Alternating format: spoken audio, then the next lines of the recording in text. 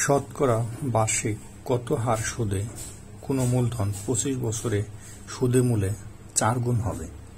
তো এই টাইপের অঙ্ক করতে গেলে আপনাদের বুঝতে হবে আসলে কি চাইছে। এই চাইছে কি কত হার সুদে, চাইছে হচ্ছে কত পার্সেন্ট হার সুদে কোনো মূলধন 25 বছরে সুদে মূলে 4 গুণ হবে। এই টাইপের অঙ্কগুলো প্রচুর পরীক্ষা এসে থাকে। আমি আপনাদের একটা সূত্র দেখাচ্ছি, এই সূত্রটা মুখস্থ করে আপনারা এই টাইপের যত অঙ্ক আসলে সব অঙ্ক আপনারা খুব সহজে করতে পারবেন। তো চলুন সরাসরি অঙ্কটা করা যায়। এখানে দেখুন প্রথম বলছে কোনো মূলধন 25 বছরে সুদে মূলে 4 গুণ হবে। এখন কোনো মূলধন মানে মূলধনটা কত সেটা দেওয়া নাই, তা আমরা ধরে নেই মূলধন, ধরি মূলধন আমরা ধরে নিলাম 100 টাকা। তো মূলধন 100 টাকা ধরলে বলছে 25 বছরে সুদে মূলে 4 গুণ, সুদে মূলে 4 গুণ, অর্থাৎ মূলধন এবং সুদে মিলে হচ্ছে 4 গুণ। তাহলে সুদে মূলে আমরা যেভাবে আছে ওইভাবে লিখে দিই, সুদে মূলে কয় গুণ? 4 গুণ। ঠিক আছে, তাহলে মূল হচ্ছে 100 গুণ 4।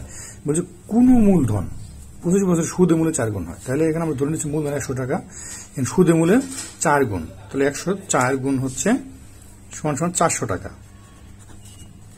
তাহলে এখানে সুদে মূলে 400 টাকা হলে এখানে সুদ কত? মূলধন 100 টাকা, তাহলে সুদ কত?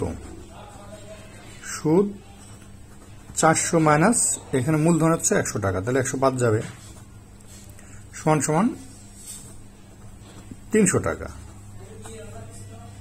তাহলে সুদ হতেছে 300 টাকা। তো এখন এই সূত্রটা দেখুন, সূত্রটা একটাই সূত্র মুখস্থ করবেন, সেটা হচ্ছে আসল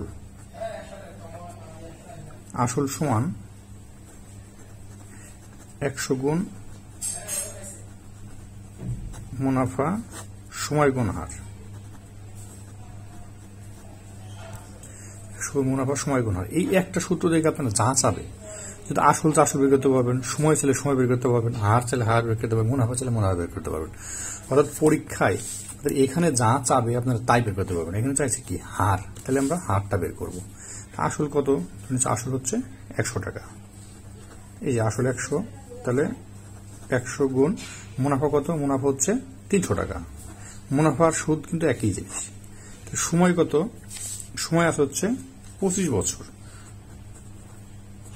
গুণ আমরা লিখে নিচ্ছি হার, আমাদের লাগবে হচ্ছে হার, হারটা লিখে নিলাম। তাহলে এটার সাথে এটা গুণ, আমাদের এর সাথে কাটাকাটি, 180 কেটে গেল, যদি 5 দিয়ে কাটি 5 5 25, এটা 5 দিয়ে কাটলে 5 6 30, 60, আর 5 12 60। তাহলে হার হচ্ছে 12%, অর্থাৎ সুদের হার হচ্ছে 12%। ঠিক আছে, ধন্যবাদ সবাইকে।